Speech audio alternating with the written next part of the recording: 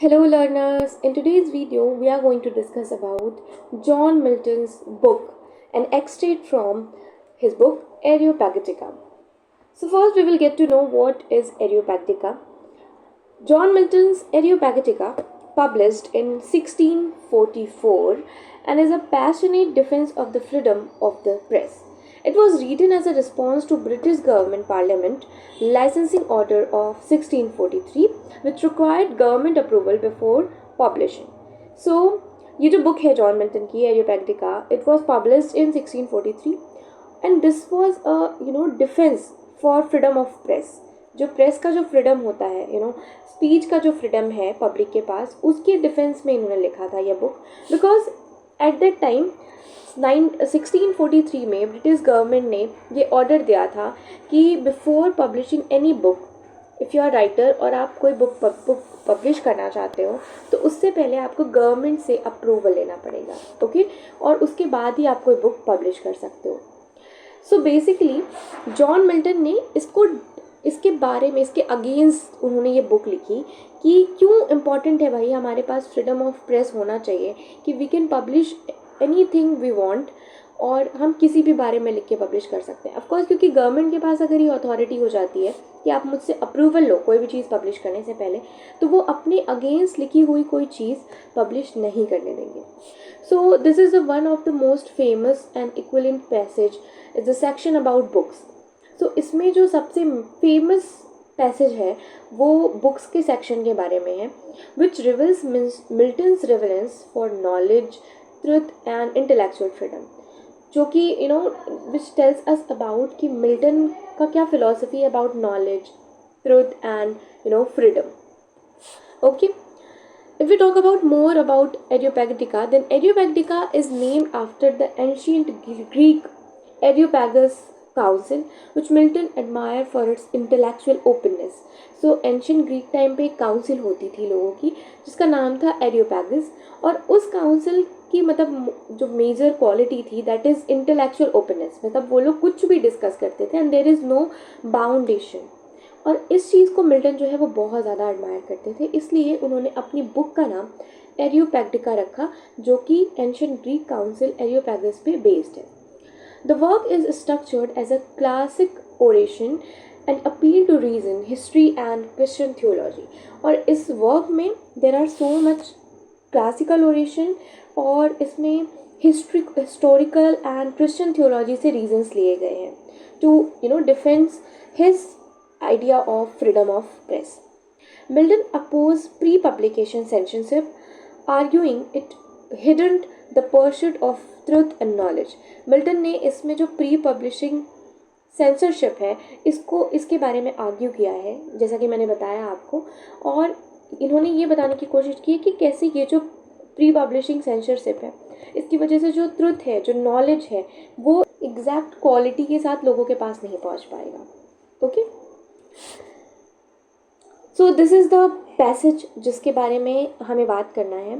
So the passage is, I quote, books are sacred vessel of human reason and divine truth. To censor or destroy them is an offence to human dignity and spiritual freedom. This is the most famous passage about the book जो Milton ने लिखा है, और इसी passage को you have to discuss. Okay, so I have written some detailed breakdown of this passage. So the first point is, book are not absolutely dead thing. Okay, Milton ने ये बताने की कोशिश की है कि book is not a dead thing. Milton opens by personifying book, claiming they are not lifeless object. Instead, they are vessel that contain the potency of life, the living spirit of their author. So basically, जैसा कि government का कहना है कि before publishing anything you have to take our permission, तो इनका कहना था कि book is not a dead thing जिसको पब्लिश करने के लिए we have to take your permission. Book जो है वो एक्चुअली एक फुल ऑफ लाइफ ऑब्जेक्ट है और एक विसल जैसा है जिसमें बहुत सारे लाइफ के बारे में नॉलेज भरी हुई है. और ये एक ऑथर के लिए उसके स्पिरिट जैसा है कि उसके ऑथर ने लिख के उस बुक में अपनी एक स्पिरिट डाल दी है, उस बुक के अंदर एक स्पिरिट डाल दी है. Okay, so basically book is not an dead thing, not an object. Next, a good book is the precious life blood of the master's spirit. Okay, Milton evaluated good books as sacred. They are distilled essence of genius created for the benefit of the future generation. तो यहाँ पे Milton ने उसको बोला है कि जो books हैं वो बहुत पवित्र हैं और उसमें जीनियस लोगों के एसेंस हैं, और बुक्स जो हैं वो हमारे फ्यूचर जनरेशन के लिए इज़ वेरी इंपॉर्टेंट, क्योंकि अगर बुक्स नहीं होंगे तो फ्यूचर जनरेशन को हमारे बारे में या फिर हमारे जो ट्रेडिशन है, कल्चर है, रिचुअल्स हैं, इनके बारे में कुछ पता नहीं चलेगा. So basically book is very important for the future generation. Next point is as good almost kill a man a good book. The reasoning is moral and spiritual. A book represents the mind of its author and has the power to save many minds. To kill it is to destroy a potential influence or countless life. So यहाँ पे he tells us about कि book जो है वो lifeless नहीं है.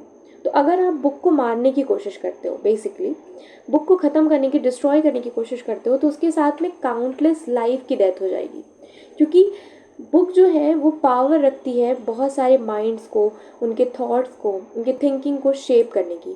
तो if you are destroying any book तो इसके साथ काफ़ी सारे लोगों की जान चली जाएगी. Okay, basically it's a metaphor. Then the fourth point is censorship versus discovery of truth. Milton argues that the free circulation of books, even controversial one, is essential for the research of the truth. He believed truth would prevail in open debate. So, Milton का ये कहना है कि कोई भी book हो, कैसी भी टाइप की बुक हो, वो कंट्रोवर्शियल हो या कंट्रोवर्शियल ना हो, सबकी ज़रूरत है इस दुनिया को, क्योंकि हमें सच को ढूंढने के लिए कंट्रोवर्शियल बुक्स भी बहुत बार पढ़नी पड़ती हैं. तो अगर इस दुनिया में सच्चाई को ज़िंदा रखना है तो हमें ये बुक्स की जो सेंसरशिप है ये हटानी चाहिए, हटानी पड़ेगी. Okay, next is about historical and religious preference.